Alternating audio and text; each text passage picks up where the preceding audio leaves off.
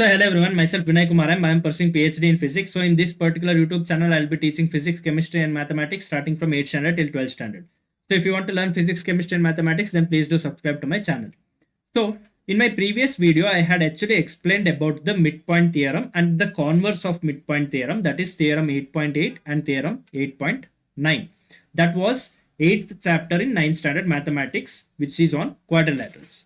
So now in this particular video, we will look into the example questions which are there based on this midpoint theorem and converse of midpoint theorem.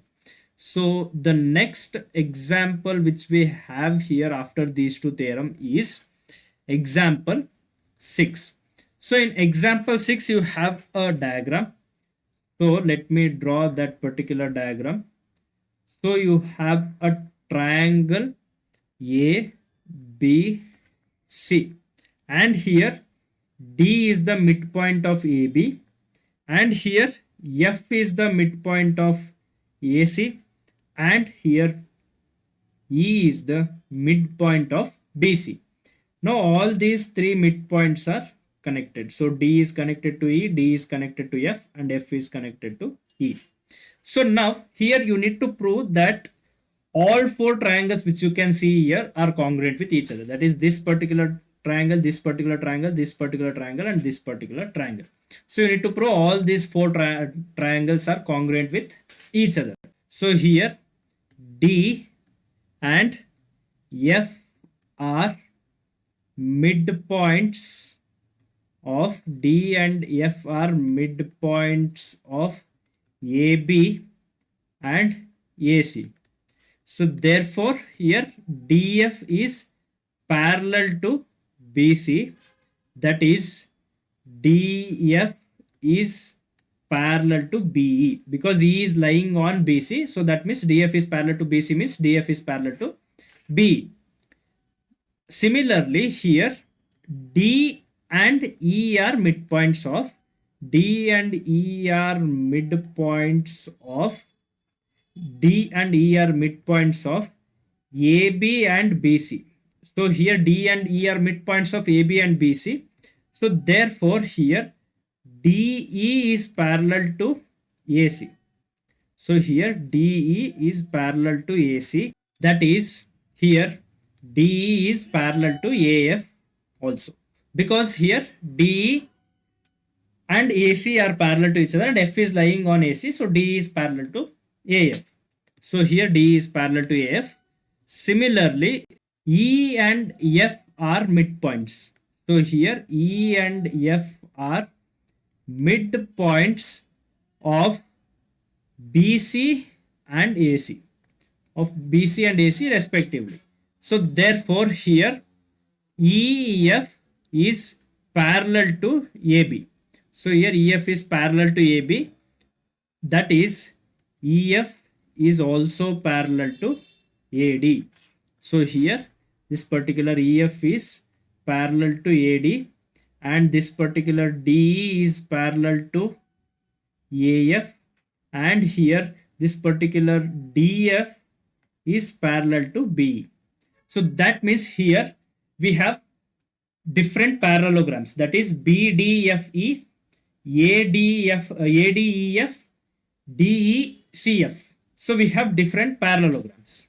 So here since we know that DF is parallel to BE, DF is parallel to AF.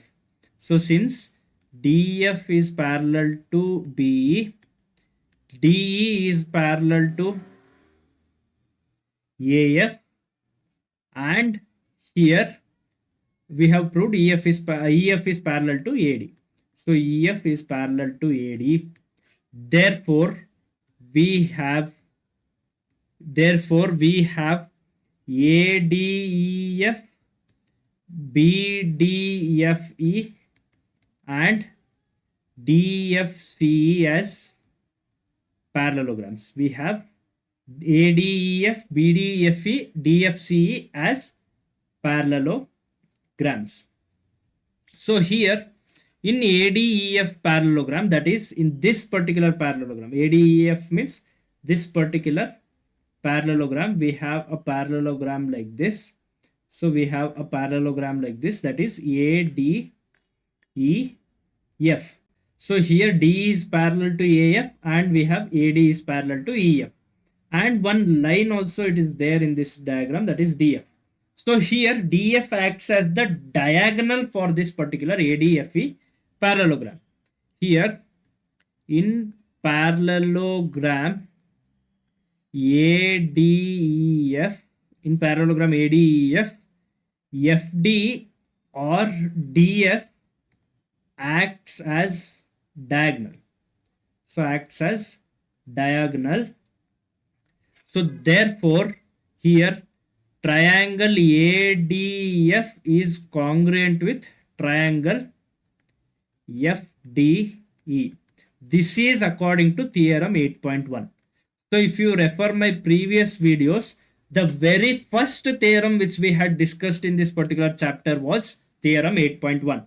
So according to theorem 8.1, in a parallelogram, if you draw a diagonal, then the diagonal splits the parallelogram into two congruent triangles. So now in this particular parallelogram ADFE, here we have a diagonal DF. A diagonal inside a parallelogram splits that parallelogram into two congruent triangles. So based on this theorem 8.1, we can state that these two triangles are congruent with each other. Similarly, you can consider other parallelograms here. That is, you can consider BDFE and you can consider DFCE as parallelogram, and you can prove that triangle DAF is congruent with triangle FED and triangle EFC is congruent with triangle FED. So here you can see that triangle ADF is congruent with triangle FDE, or you can write this triangle FDE as triangle FED also. So here you can see triangle ADF is also congruent with triangle FED. Triangle DAF is also congruent with triangle FED, and here triangle EFC is also congruent with triangle FED. So that means here, therefore, all four triangles are congruent with each other. So how I solved for one parallelogram? So here I have considered ADEF as one particular parallelogram, and here I have proved these two triangles are congruent with each other according to theorem 8.1. Similarly, you can consider this particular parallelogram. That is DBEF, and here DE acts as the diagonal. So these two triangles will also be congruent with each other. Now you can consider this particular parallelogram also, that is DEFC, that is this particular triangle, and here EF acts as diagonal line. So then this particular triangle and this particular triangle are congruent with each other. So the common triangle FDE or FED, which is there inside this, is congruent with this particular triangle, and this particular triangle. So that means here all four triangles are congruent with each other. All four triangles are congruent with each other. So all four triangles are congruent with each other. This is what they had asked in this particular example to prove, and we have proved that. So now we will move into the next example, that is example 7. So in example 7, you have three parallel lines. So here in example 7, you have three parallel lines, that is L, M and N. So here you have two traversing lines for these parallel lines. So one is P. And the other is Q. So on the other traversing line is Q. So here these points are named as A, B, C, and here these points are named as D, E, F. And in the data what they have given is here P, L and M and N cut off equal intercepts AB and BC. So that means here this particular P traversing line cuts this L, M, N into equal intercepts, that is AB will be equal to BC. So now you have to prove that this particular Q also cuts this L, M, N into equal intercepts, that is you need to prove DE is equal to EF. So you need to prove DE is equal to EF in this particular example 7. So now the data which we have is AB is equal to BC. Now we will connect this particular A and F like this. So now we will connect A and F like this, and here the point on which this particular AF is connected, we name this as G. So now here you can see we have one triangle ACF and we have another triangle AFD. So here we have two triangles, that is one is ACF. So one is ACF and we have one point here, that is B, and we have one more point here, that is G. So this is one triangle, and we have one more triangle like this, and we have one more triangle like this, that is ADF, and here we have G, and here we have E. So now we need to prove that DE is equal to EF. That is what we need to prove in this particular example 7. So here we already know AB is equal to BC.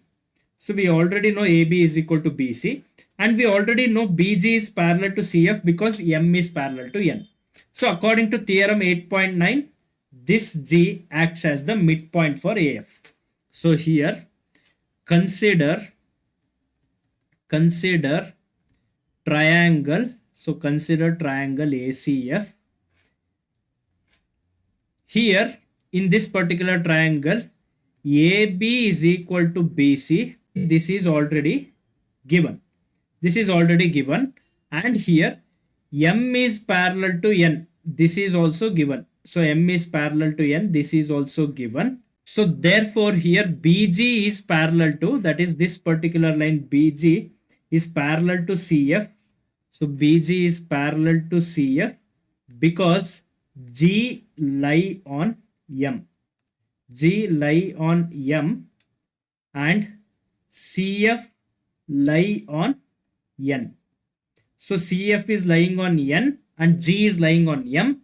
So that means here BG, so here BG is lying on M and CF is also lying on N, and M and N are parallel to each other, that is given. So that means BG is parallel to CF. So here AB is equal to BC and here BG is parallel to CF. Therefore G is the midpoint. So therefore G is the midpoint of, so G is the midpoint of this particular line AF. So this particular line AF is there. So this G acts as midpoint. So here G is the midpoint of AF. So since G is midpoint of AF, this is according to theorem 8.9. So you can refer my previous video for theorem 8.8 and theorem 8.9. So now we have proved that G is the midpoint of AF. So therefore here AG is equal to GF. So now we will consider the next triangle. So now consider triangle ADF. So now we will consider this particular triangle ADF. So now that is AG is equal to GF, and here G will be parallel to AD because L and M are parallel to each other. So AD is lying on L, G is lying on M. So L and M are parallel to each other. So that means AD is parallel to G. So now consider triangle ADF. Here AG is equal to GF. This we have already proved. So this we have already proved, and L is parallel to M, which they have already given, because L is parallel to M is parallel to N. So all three lines are parallel. So L is parallel to M. So therefore here AD is parallel to GE. So therefore here AD is parallel to GE. This is because AD lie on L and GE lie on M. So since L and M are parallel to each other, AD and GE are parallel to each other. So therefore here DE is equal to FE, DE is equal to FE, or before writing this, here E is the midpoint. So therefore E is the midpoint of DF. So E is midpoint of DF. This is according to theorem 8.9. So this is according to theorem 8.9, because G is already midpoint of AF and GE is parallel to AD. So this particular E is also the midpoint of DF. So that means this particular DE will be equal to EF. So therefore DE is equal to EF. So that is the traversing line Q is also cutting off equal intercepts, that is DE and EF. That is DE is equal to EF. So this is all there in this particular video. Like this, if you want to learn more physics, chemistry and mathematics starting from 8th standard till 12th standard, then you have to subscribe to my channel. Please do subscribe to my channel and stay tuned with my channel. Thank you.